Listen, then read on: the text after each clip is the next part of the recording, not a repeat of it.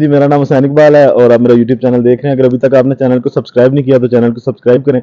मेरे साथ आज एक बार फिर मौका दिया इन्होंने, ईमान ने और अमन ने। इनसे पूछेंगे नवाज शरीफ का दौरा बलूचिस्तान। नवाज शरीफ साहब मिशन बलूचिस्तान पे हैं। कोयटा का आज उन्होंने दौरा किया, उसमें उन्होंने क्या पाया, क्या खोया, इलेक्शन में क्या हासिल करेंगे इस दौरे से, इसके बारे में बताइएगा। जी सर, आज उनका दौरा बलूचिस्तान था और पाया तो शायद उन्होंने बहुत कुछ है। पाया तो उन्होंने लंदन में बैठ के ही शायद बहुत कुछ पा लिया था, तभी वो किसी डील या जो जिस तरह की डील दी जा रही है उन्हें, उसके तहत वो वापस आए हैं। तो आज का जो उनका एक दौरा था वो बहुत ही था, इतना शानदार उनका इस्तकबाल हुआ और एक जमे गफ़ीर जो था वो बलूचिस्तान का वो उमड़ आया था सिर्फ मियाँ नवाज शरीफ की एक झलक देखने के लिए। और इतना ज़्यादा क्राउड था कि वीडियोस देख के मुझे सिर्फ 4-5 बैनर्स नज़र आए। तो मैंने कहा इतने सारे लोगों ने सिर्फ 4-5 बैनर्स उठाए हुए थे, तो वो काफ़ी काबिल ज़िक्र बात है कि काफ़ी अच्छा उनका दौरा गया, लोगों ने काफ़ी उनका अच्छा इस्तकबाल किया। लेकिन ये वही लोग हैं जो पंजाब पे फ़ोकस करने के बजाय सिर्फ 1-2 नशिस्तों के लिए जो है इधर-उधर की दर-बदर की ठोकरें खा रहे हैं। और आज बिलावल भुट्टो ने भी काफ़ी तनकीद का निशाना बनाया और यही कहा है कि आपको पंजाब में फ़ोकस करना चाहिए, बजाय ये कि आप 1-2 सीटों के लिए इधर-उधर ख़वार होते फिरें।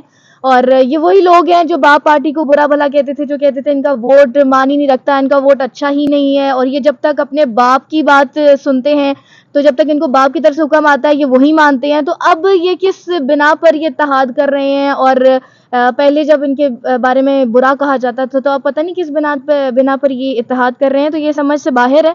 लेकिन देखना यही है कि अब पता नहीं क्या खोया है, क्या पाया है। फिलहाल तो यही लग रहा है कि अभी शो ये कर रहे हैं कि हमने बहुत कुछ पा लिया। लेकिन हुसैन साहब, मैं कहूँ कि ये जो मियाँ नवाज शरीफ है ना, नून लीग की पार्टी की कमजोरी शो कर रही है ये चीज, कि इनको खुद से एतमाद ही नहीं है कि हमारी पार्टी खुद इटसेल्फ इनफ है। इनको पता है कि हम कमजोर हो गए हैं, पीटीआई की पॉपुलैरिटी ज्यादा हो गई है, दैट्स वाई ये इत्तेहाद कर रहे हैं। ये अवाम के लिए भी एक बड़ा मैसेज है कि इनको अपने ऊपर सेल्फ कॉन्फिडेंस ही नहीं रहा। इनको पता चल गया कि हम वीक हो चुके हैं, जब तक हम इत्तेहाद नहीं करेंगे हम नहीं आ सकते हुकूमत में। और नवाज शरीफ इस वक्त जो है ना, वो कहते हैं ना कि एक बच्चा जिस तरह एक टॉफी के लिए रो रहा होता है ना और एड़ियां रगड़ रहा होता है, वो एड़ियां रगड़ रहे हैं कि बस मुझे इक्तदार की कुर्सी पे बिठा दो। और चौथी दफा वजीर आजम बनने के ना वो दिन रात जो है वो ख्वाब देख रहे हैं, और इसी ख्वाब की ताबीर के लिए वो सुबह उठकर कभी दौरा बलोचिस्तान करते हैं, कभी किसी से राबता कर रहे होते हैं, कभी किसी से राबता कर रहे होते हैं कि इत्तेहाद कर लो, उसके बाद मैं हुकूमत में आ जाऊंगा, फिर मैं वही चूरन बेच दूंगा। वोट को इज्जत दो का चूरन तो मैंने पहले बेचा, जिसको अब मैंने नीस्तो नाबूद कर दिया। अब मैं कोई और चूरन ले आऊंगा, वो बेचूंगा, आवाम को फिर से जो है ना पोगो बनाने के दिन आ गए हैं। तो यही सब चल रहा है। ठीक, अमन आपसे मैं जो आज बिलावल भुट्टो साहब ने प्रेस कॉन्फ्रेंस किया, उन्होंने ताबड़तोड़ हमले किए हैं पाकिस्तान मुस्लिम लीग नून पे। उनका ये कहना था कि पाकिस्तान मुस्लिम लीग नून जो है ये अवाम की तरफ नहीं देख रही, हम अवाम में जाएंगे, हम गुर्बत मिटाएंगे, और वही सारी बातें जो पीपल पार्टी हमेशा से करती है। या उसके साथ साथ काफ़ी उन्होंने तनकीद की है कि मुस्लिम लीग नून की परफॉर्मेंस पे, कि इनकी 15 महीने की जो परफॉर्मेंस थी वो अच्छी नहीं है, ये इलेक्शन में नहीं जा सकते। हाँ, वो खुद अपने आप को इतना कॉन्फिडेंट समझते हैं कि वो अपनी उस परफॉर्मेंस की बेस पे जो है वो जा सकते हैं उधर इलेक्शन में। आप कैसे देखते हैं इस बात देखिए को? हुसैन, पीपल्स पार्टी हमेशा कोई सही बातें नहीं करती, कभी कभी गलत करती है, कभी सही करती है। लेकिन आज मुझे लगता है कि आज बिलावल भुट्टो ने जो बातें की वो बिल्कुल ठीक थी, क्योंकि 15 माह की जो कारकर्दगी हमने देखी पीडीएम की, वो इंतहाई ऐसी कारकर्दगी थी कि उसके ऊपर आवाम क्या कोई भी उनको मुंह ना लगाए अब दोबारा इंतखाबात में। और उन्होंने सही कहा कि नवाज शरीफ को लाहौर पर फोकस करना चाहिए, उनको बजाय इसके कि वो कभी बलूचिस्तान जा रहे हैं, कभी सिंध जा रहे हैं, कभी एमक्यूएम से मुलाकातें कर रहे हैं, कभी फजल रहमान को कॉल कर रहे हैं। और बड़े दावे किए गए थे नून लीग की जानिब से कि एक नवाज शरीफ सब पर भारी है, एक नवाज शरीफ आएगा और सिर्फ अकेला नवाज शरीफ पूरे पाकिस्तान को ठीक कर देगा। तो अब आपको क्यों जरूरत पड़ गई है इत्तेहाद करने की? अब अकेला नवाज शरीफ ही क्यों है नहीं सामने आ रहा और पाकिस्तान को जादू की छड़ी से ठीक कर रहा? अब तो आप जगह जगह पे जाके भीख मांग रहे हैं कि हमारे साथ मिल जाएं ताकि हमारी हुकूमत आ जाए।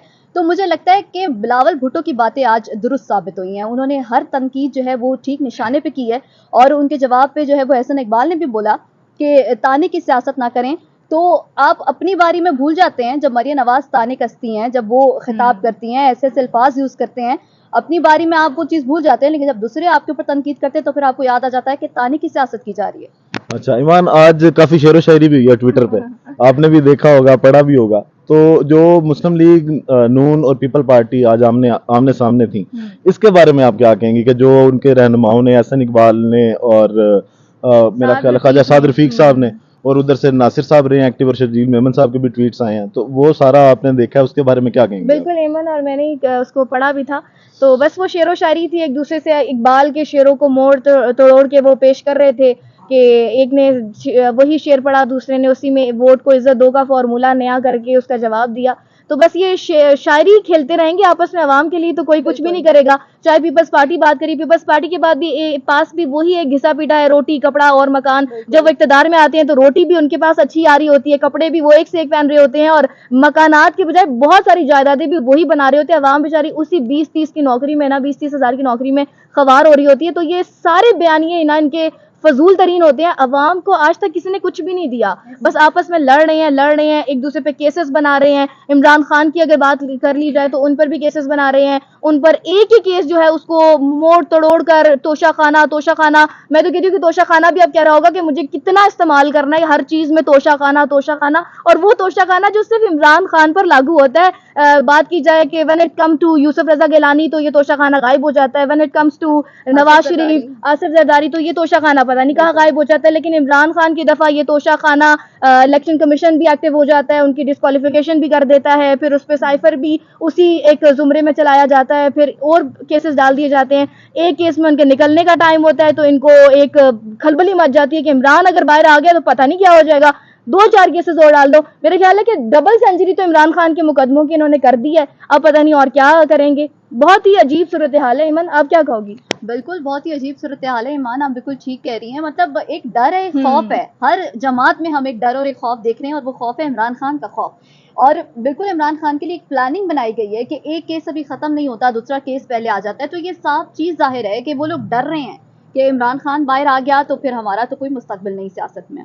चलिए ठीक है जी, वीडियो का इख्तिताम इसी दुआ के साथ कि अल्लाह ताला पाकिस्तान पर अपनी रहमत नाजिल करे और हमारे हुक्मरानों को हुसैन हिदायत आ जाए और अवाम के लिए कोई कारकर्दगी कर दें, और सिर्फ अपने इक्तदार की कुर्सी और म्यूजिकल चेयर जो इनकी चल रही है ना वो बंद करें, और पाकिस्तान को जो ये यहाँ से यहाँ पर ले आए ना, हमारी दुआ है कि इस पाकिस्तान जो कायद का पाकिस्तान था, जिस पाकिस्तान के लिए लाखों माओं ने अपने लख्ते जिगर इस धरती पर कुर्बान किए, जिन माओं ने अपने जिन लोगों ने बहनों ने अपने जो सुहाग हैं वो उजाड़े, और इतने हम लोगों ने लाखों जानों का नजराना पेश करके ये आज़ाद रियासत हासिल की थी, कितना हमने ये सेक्रीफाइस करके ये आज़ाद रियासत हासिल की। लेकिन आज हम देखते हैं उसी रियासत में वही सब हो रहा है। जब वही सब होना था तो हम भारत से क्यों अलग हुए, हमने वहां से क्यों अलग हासिल की? आप लोग हमें तो कोई सुकून दें। हमें ना फ्रीडम ऑफ स्पीच दी जा रही है, ना फ्रीडम ऑफ एक्सप्रेशन हमारे पास है। जितना सेंसर मीडिया को किया जा रहा है, जितना सेंसर जर्नलिस्ट को किया जा रहा है, कि हम खड़े होकर ये डरते रहते हैं कि हम क्या बोलें क्या ना बोलें, हम अपने आप में ही आज़ादी महसूस नहीं कर रहे। तो आपके लिए तो सबसे बड़ा सवालिया निशान यही है कि ना सिर्फ ये हुक्मरानों पर ही करें, या ना सिर्फ इमरान खान पे, बल्कि जो लोग इमरान खान के बारे में सुनना चाहते हैं या बोलना चाहते हैं, ये उनको भी सप्रेस कर रहे हैं। बिल्कुल ऐसा ही है। ठीक है जी, बहुत शुक्रिया आप दोनों का। पाकिस्तान जिंदाबाद।